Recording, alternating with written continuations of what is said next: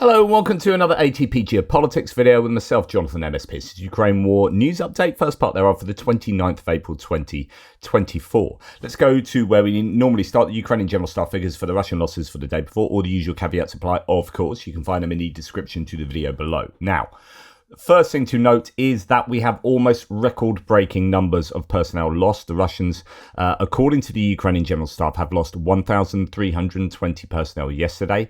The record is 1,380, and that was a huge smashing of the previous high numbers of around 1,000, 1,100. This is a high number. And so the question is why that? What's been going on?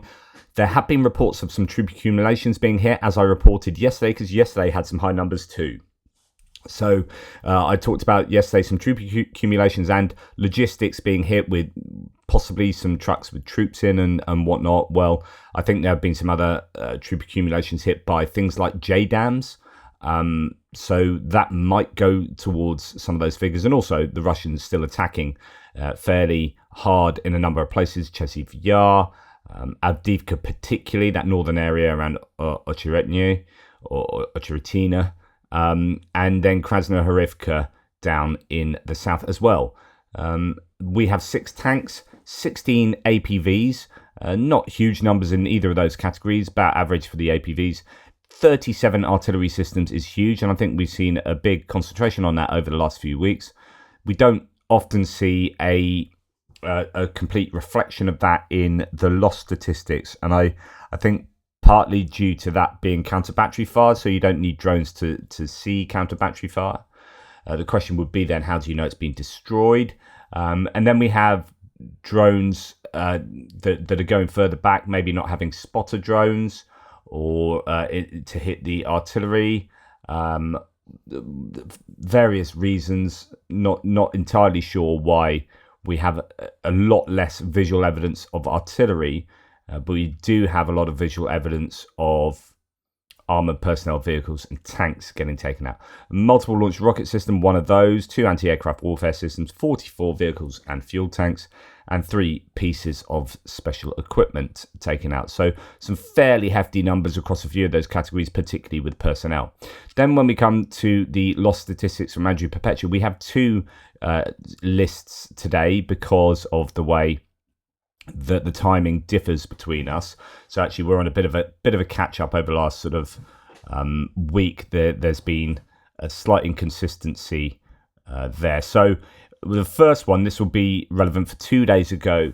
You can see a 4-to-1 loss ratio of Russian to Ukrainian losses, maybe a smidgen more than that indeed. So that's really good for the Ukrainians. Now let's look at the value of kit lost. Ukrainians here losing, I wouldn't particularly include the Starlink and the UGV particularly. I don't know they're high enough value. We have a couple of bits of artillery, Armada being destroyed, abandoned, then taken out with a drone drop bomb. So that's going to be a bit of a loss for the Ukrainians. YPR 765, that's an old M113 variant from the Netherlands, and then a couple of buggies, trucks, some SUVs, so nothing particularly high value at all in the Ukrainian losses. Come to the Russian losses, and there is a 48YA6K1 radar taken out by a warmate. That's going to hurt a little bit. Some comms equipment, some old D20 howitzers, I talked about them being more frequent in losses at the moment, I think due to the lack of other artillery systems. That radar system is the Podlet one I showed you yesterday. That's about $5.5 million worth of kit. So straight away we have a really big, high value piece of kit taken out. Tanks, we've got a variety of tanks, T-62s, 72s, T-80s, Turtle tank as well, one of those ones that have been dressed up with all sorts of corrugated iron and whatnot around the outside. There's one that's been damaged by an FPV drone. Don't know the extent of that. And then IFVs here, infantry fighting vehicles. What's important to note is the number that are destroyed here. So that's a really high percentage, sort of 90% of the IFVs there plus have been destroyed or abandoned. BMP 1s, 2s and 3s and some BTRs as well. Then we come to APCs. Just MTLBs there. They are they're absolutely chomping through MTLBs at the moment. And we've seen from satellite imagery that the stocks of MTLBs are definitely looking a little worse for wear. Then quite a high number of trucks and civilian vehicles as well. So I think that's a much worse list for the Russians in terms of pure massive equipment there, as well as a fairly high value piece of kit thrown in too. Then when we look at yesterday's stats, we have a slightly smaller list, but still about 3-1, maybe just under 3-1 Russian to Ukrainian losses. So pretty good for the Ukrainians. Let's look at the value of the stuff. And actually, the Ukrainians haven't really lost too much in terms of high value equipment there. Comms tower, M113, I think self-propelled howitzer, an old Soviet era one, and then basic civilian trucks and whatnot. The Russians have lost an EW system, a Groza 04M, and a Repenik radar, which is pretty high. I say pretty high value. I think that's about $100,000 worth of kit. So not as big as the one yesterday, but that's a really recent one. And we'll see the imagery of that in a second. And that's designed to, I think, acquire lots of drone targets. So it's a really new bit of kit taken out by a drone. So one of those rather ironic scenarios that we see so often. Recovery vehicle, another Bren 1 taken out. And again, if you look at the number of destroyed here as against damaged, the Russians really having a bad day there. So it's not just the sheer number, but it's a proportion of damaged against proportion of destroyed against damaged, and trying to compare that to the other side. So we go and look back at the Russian losses. Almost all destroyed or abandoned. Their IFVs and quite a few of them. Trucks, civilian vehicles, ATVs, so 3 Desert Cross 1000-3, those golf buggies. A lot of FPV drone activity in the civilian vehicles and trucks and whatnot. So yeah, we are starting to see quite a few war mates being used as well. I think they Polish loitering munitions that have long been given to Ukraine, but I don't know why we're starting to see a little more of them at the moment on the socials. Now we go and try and find justification for belief in the Ukrainian General Staff figures, or see whether they are at all, whether they are reliable at all. That's the word. Sorry, words are coming hard to me tonight. I'll tell you what, so last night I woke up at 4 o'clock and couldn't get back to sleep for 2 hours, maybe longer. I genuinely was just totally awake. And I'm due to do a live chat with Colby Badwar today, talking about US aid, Patriot systems, ATACMS. I was just running through conversations with him in my head at like 4:30 in the morning going, God, what are you doing?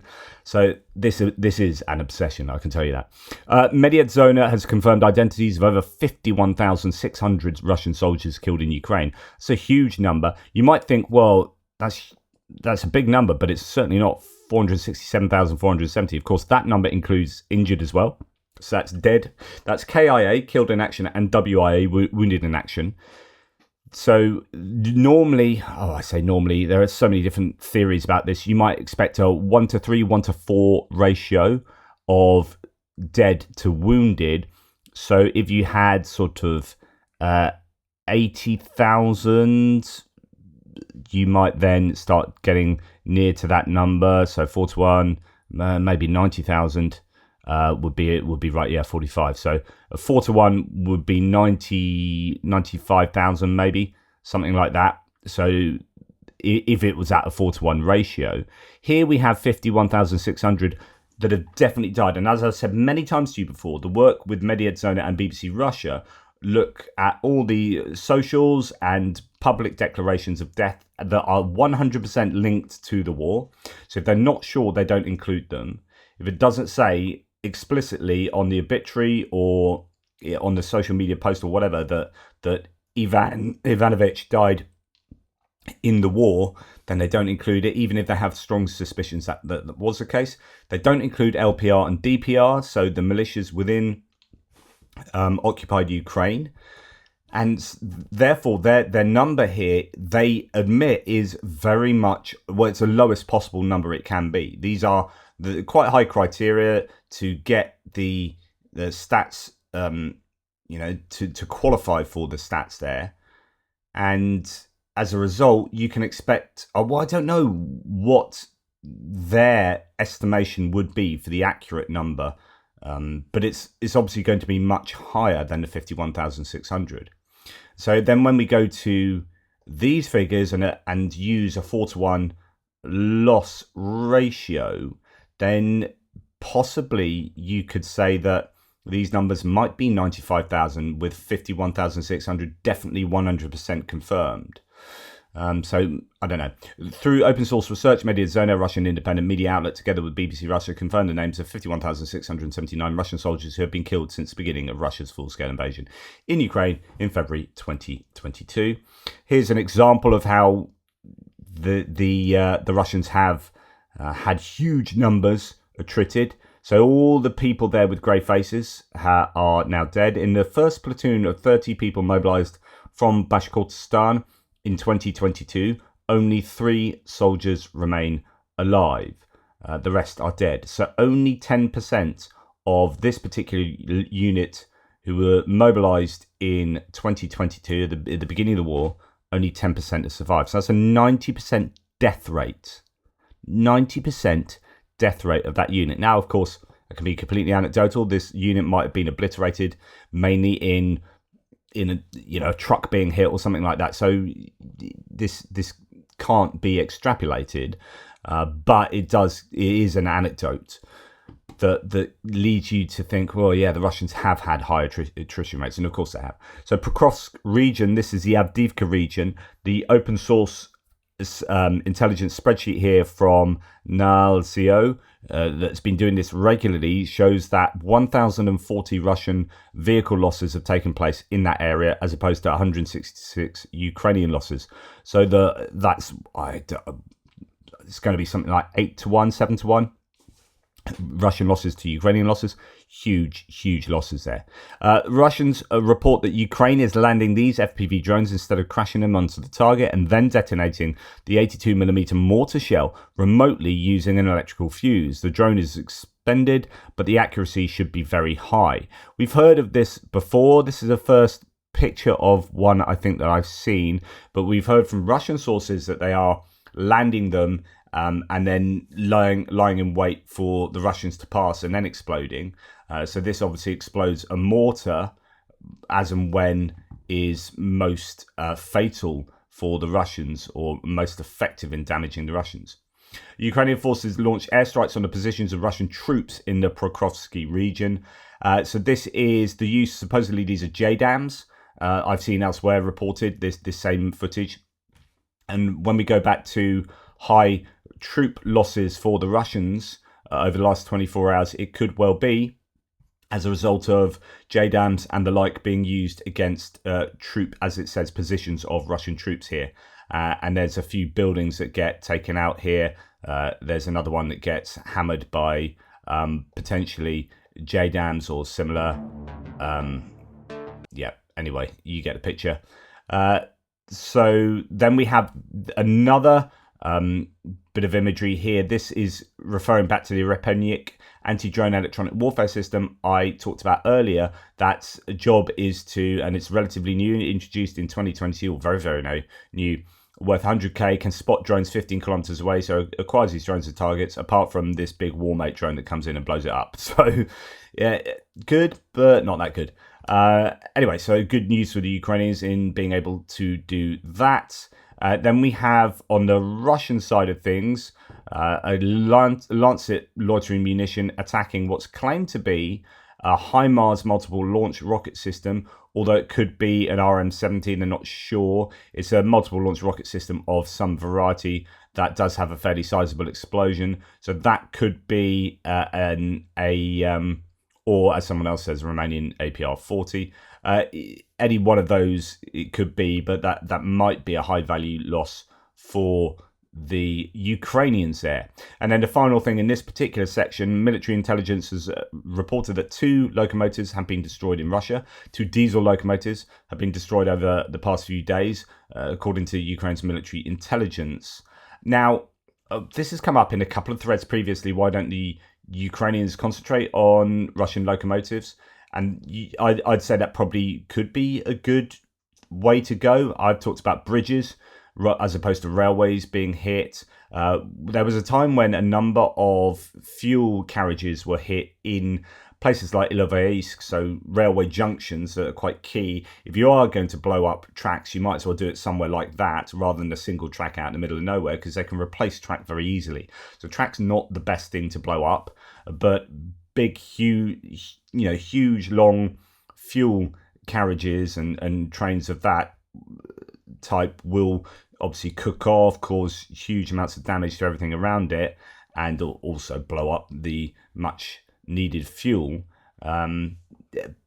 Locomotives, I assume, would be a pretty good target, but Russia might have a lot of those. It's a huge railway nation. The size of Russia, I can imagine they've got some massive stockpiles of locomotives, but nonetheless, that sounds better than not, right? Okay, on to distance strikes. Pretty quiet night last night, relatively speaking. Not too much happening overnight, says Tim White. Most of Russia's fire seemed targeted on Zaporizhia, where only one person was injured, despite 6 airstrikes being carried out on Vasilyanka, Novoandriivka, Malotokmachka and Robotyne. So very close to the zero line there in the Zaporizhia area. I've not heard of any Ukrainian strikes on Russian oil refineries or military bases or anything like that. Trench warfare is back, says David Axe here of Forbes. So are turtle tanks and Maxim machine guns. So it's almost like we're going back in time. But the most dramatic revival of World War I tactics might be this: a Ukrainian gunner in the back seat of a propeller plane shooting down a Russian drone. So we've seen the Yak-52 planes going up and trying to disrupt the use of particularly reconnaissance drones in the Odessa area. And this might sound ridiculous, but actually people like Andrea Perpetua were calling for this to happen like literally a year ago plus. I can't remember when. The problem with drones and trying to take them out with jets is the jets go really quickly and the drones go really slowly, and that creates a massive disadvantage for the jets. And you also have a real issue with, if the jets, there was that one Ukrainian fighter that went down because it took out the drone, and then all the debris of the drone, it just basically flew into the debris of the drone, and they lost that plane and the pilot. So you've got to be really careful when you are taking out drones with jets, and it's not a cost-effective way of doing it. And this might actually be better when you've got slow flying Orlan 10, Orlan 30 drones faffing around the Odessa area. Get some of these planes up in the air and shoot them out of the sky. The only worry I would have is that these are then vulnerable to air defenses themselves, for friendly fire. Guess what, says Tim White. Some media in Russia is now confirming drones did hit the oil depot in Kurgan region. A tank of 700 cubic meters was destroyed as 3 drones hit the plant. So this was one from 2 nights ago, I think, rather than anything happening last night. But there were some denials from the Russians, and it's coming out that actually, yeah, they did do some damage to the oil depot in Kurgan.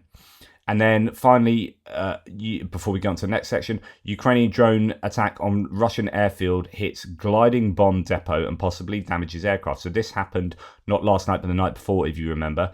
And as ever, evidence starts sort of filtering out. Here we can see some fairly substantial damage to the airfield. I'm not sure whether that is at the bottom of this inset there.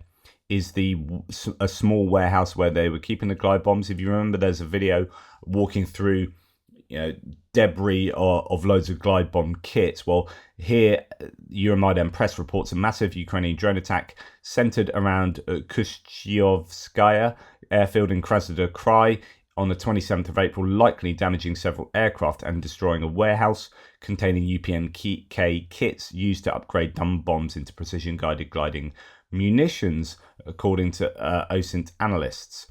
The attack aims to deliver an asymmetric strike at Russia's guided aerial bomb onslaught amid Ukraine's lack of capacity to hit targets in Russia, as Western partners prohibit such strikes with their weapons. The powerful gliding bombs have allowed Russia to seize cities like Avdiivka by flattening them. Satellite imagery shows several locations of the airfield were hit. The airfield hosts Su-27, MiG-29 and L-39. Those are training aircraft, and has been used to train Russian and Iranian pilots. An oil refinery in Krasnodar Krai also halted production after the attack. So that's what's happened there. Moving on to other bits and pieces.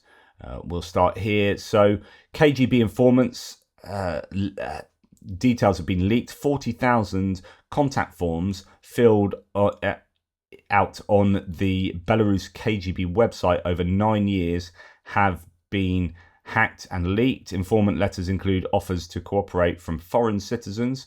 Most interesting pieces soon below. And then they've detailed some of these here. Belarusian cyber partisans. Quote, I'm ready to cooperate with you, but I definitely need a meeting with your employees. It's better not to give information to the FSB. It's for you and not for them, says one particular letter to the FSB. And of course, they're finding out who these people are. These people supported Babarika and Sikhonovskaya. They are afraid of the KGB, is a snitch from Berlin who writes to the Belarusian KGB. And then another Belarus KGB informant writes, I'm a citizen of Ukraine and have information about the concept of some technical details of a fundamentally new rifle complex and a possibility of using a similar system as a modernization of tanks of the T-64, T-72, T-80, T-90 family. So, all sorts of stuff I'm sure would come out of 40,000 contacts to the KGB over 9 years in Belarus. Good stuff from the hackers there. Right, Ramzan Kadyrov, the Chechen warlord, has appointed his 16-year-old son Adam. He's the one that was filmed beating up some person in a prison, because that's cool. Anyway, he's a curator of, and this is, I really wish I've got qualifications from 3 different universities myself, but I think the one that I've always wanted, the one that I think's missing from my CV, is the Putin Special Forces University. I want to be able to leopard crawl under some barbed wire, and then get a university degree as a result of that. So, yeah. Quote, I've decided to appoint Adam Kadyrov as curator of the Russian Special Forces University. He is closely acquainted with the activities of the famous university. Really? So I believe that's literally the first I've heard about it today. But yeah. So I believe he will do an excellent job, Kadyrov said. In 2023, 15-year-old Adam beat Nikita Zhuravel, accused of burning the Quran in Grozny's pre-trial detention center. That's what I was referring to. After that, he received the title Hero of the Chechen Republic. And remember, the reason why some of my viewers here call me a legend and legend of the universe and legend of the multiverse now is because back about a year and a half ago, Ramzan Kadyrov said, right, I'm starting this new award and it's Hero of the Chechen Republic and I'm giving it to me, said Ramzan Kadyrov. So the first year he gave it to himself and then the second year he gave it to his son. So I was like, I could do that too. Look, here's Hero of the Universe Award and a Legend of the Universe Award, and I give it to me, and that's why I am officially Legend of the Universe. Anyway, so Adam, who is the second recipient of Hero of the Chechen Republic, became head of the Chechen Head Security Department. At the age of 15, 16, that's pretty good going. He's obviously really proved himself, and it's nothing to do with nepotism. Anyway, he's received numerous awards for, being someone's son. The Air Force told... now, I find this really interesting because I've talked about this a lot. Talked about how the Ukrainians will need to sort this out. And I think, and I'm sure it's just they're not able to do this for some ruly reason, but I think they should be able to keep their fighters in their F-16s in places like Romania and Poland, and then fly them to an airfield when they need to use them on a mission, get them refueled, and then taken off straight away. So they're only at that airfield for mere minutes or whatever, and then fly and do their mission, and then maybe touch down on the Ukrainian airfield for, I guess, rubber stamping reasons, and then take off again and go back to Poland and keep them in Poland overnight so that those airfields can't be hit by the Russians. And then when they need them again, you bring them out. So basically, they're just renting out hangar space in Poland and or Romania and to keep those airframes safe. Well, anyway, the Air Force has said how they will store F-16 fighters to prevent them from being hit by Russia. Quote, these are enormous funds if we are talking about digging underground, storage facilities, bunkers. This also takes time. Therefore, we are now developing other methods of how to place them, where to place them. We understand that this will be a dispersed use on different types of runways, airfields, where it is difficult for the enemy to find them, Air Force Speaker Yevlash has said. That's pretty cryptic, but it's interesting that they're not going to use the digging them and placing them underground option. Although they might just be saying that and doing that anyway. Who knows? But of course they're going to be thinking about this. I find that pretty interesting. Right. I am going to do a live chat with Colby Badwar to talk about things like this, about, ATACMS, how many ATACMS that can the US provide and will they provide, and Patriot systems. Lots of conversation to be had about the US aid to Ukraine. So please drop into that a little bit later today. In the meantime, take care. Speak soon.